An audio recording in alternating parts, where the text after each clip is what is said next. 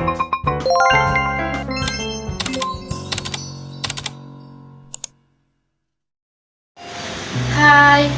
Shalom, salam sejahtera buat kita semuanya.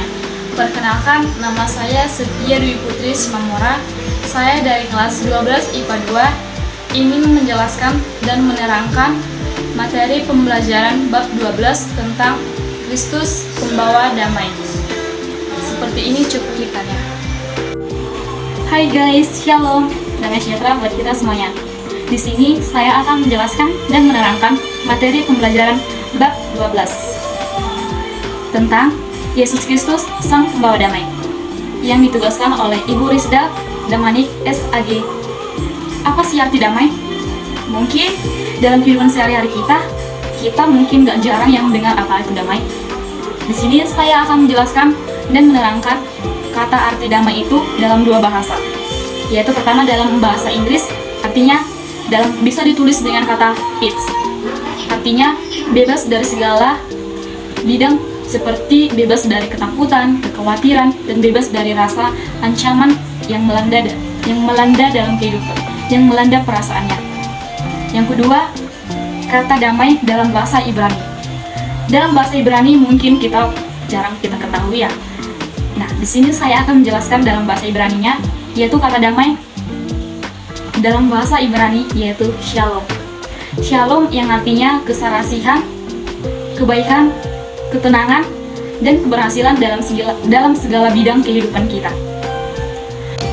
Dalam agama Kristen ada dua proses penambahan damai, yaitu kurban, yaitu yang pertama kurban dalam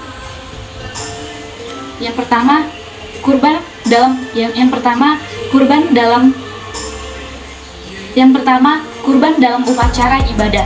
Yang kedua, kurban dalam Tuhan Yesus Kristus. Apa sih tujuan Tuhan Yesus Kristus datang ke dunia ini? Tuhan Yesus Kristus datang ke dunia ini dengan utusan Allah Bapa yang menganugerahkan anaknya yang tunggal untuk menyelamatkan kita dan memperbaiki hubungan kita dengan Allah Bapa. Tujuan Yesus Kristus datang ke dunia yang pertama sekali yang kita ketahui ialah untuk menebus dosa-dosa kita, yaitu para manusia. Yang kedua, untuk menyelamatkan dan melindungi kita dari segala perbuatan dosa yang ingin kita lakukan. Dan yang ketiga, ada yang tahu nggak?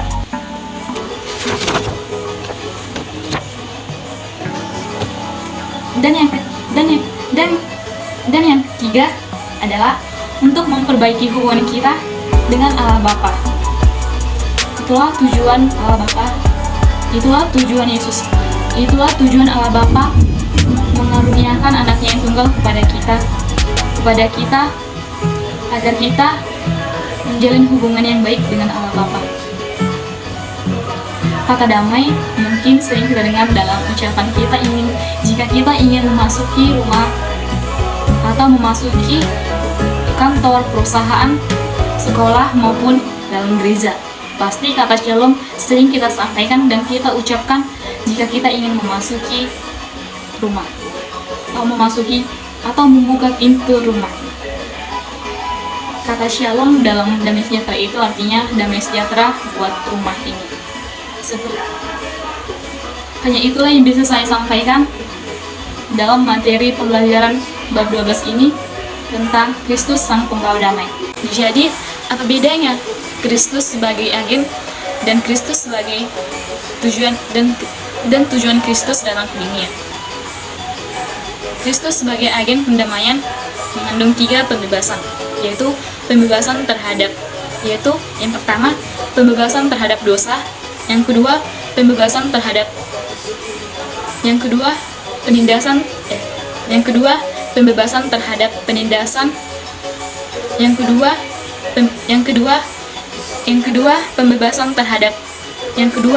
pembebasan terhadap tindakan politik, yang kedua pembebasan terhadap pembebasan terhadap penindasan, yang kedua pembebasan terhadap penindasan sosial dan ekonomi. Dan yang ketiga, penindasan terhadap kaum marginal. Mungkin kaum marginal itu jarang yang kita dengar. Nah, di sini saya akan menjelaskan apa itu kaum marginal. Kaum marginal adalah kaum yang mengalami penindasan, kekhawatiran, ketakutan, dan rasa tidak nyaman. Kaum marginal adalah kaum yang dipandang sebelah mata atau kaum yang tersingkirkan dan yang kurang diperhatikan. Contoh kaum marginal itu yaitu anak-anak jalanan, pengemis, pemulung, orang-orang miskin, dan orang-orang yang berada di bawah jembatan, maupun orang-orang yang mengalami ketakutan, termasuk yang mengalami stres, maupun yang mengalami depresi. Mereka akan disingkirkan orang-orang dan dikucilkan. Itulah yang merupakan kaum marginal. Berikut cuplikan video aplikasi yang bisa kita terapkan atau yang bisa saya contohkan. Haliling mah orang mulak. Udah hujan ah. Udah hujan kakak dia nggak kerja. Lagi maknya di sini mak bawaan mama ini. Anak udah capek kali mama dari hujan lagi. Duduk lagi sini mama. Duduk lagi mak biar tua atas mama. Ini nama bulu.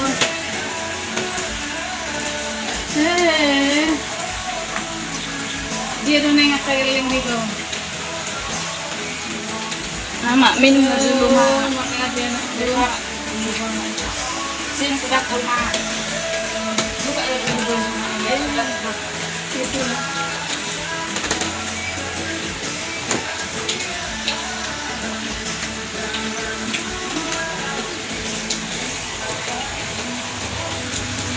Kenanya jadi iya. Namun bapakmu banyak kali duduknya. Itulah datang itu kita tahu dia anak makanya sudah diberikan ke sekolah jangan ada yang saja enak di kemudian hari ya sukses sini dulu anakku.